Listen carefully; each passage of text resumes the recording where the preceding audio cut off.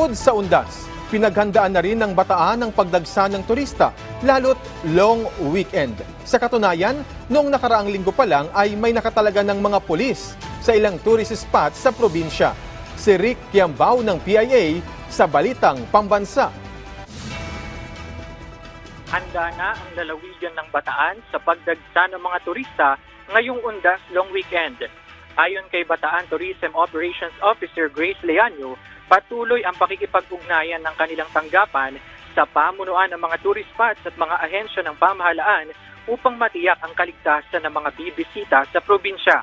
Ibinahagi ni Leaño na bukas para sa mga gustong bumisita ang ilang pasyalan katulad ng Mount Samat National Shrine, Balanga Wetland and Nature Park, Plaza Mayor de Balanga, Las Casas Filipinas de Acuzar at mga beach resorts sa bayan ng Bagak at Morong.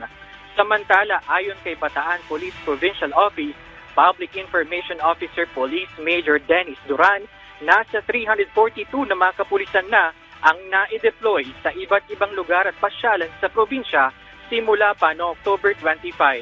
Bukod dito, may karagdagang 1,092 force multipliers din ang tutulong sa kapulisan sa pagbibigay seguridad at pagsasaayos ng trapiko.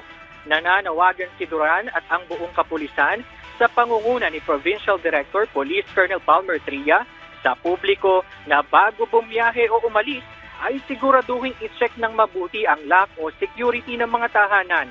Iwasang magdala ng mga matutulis na bagay, patalim o deadly weapons, firearms, alak, gamit pangsugal at loudspeakers sa mga sementeryo.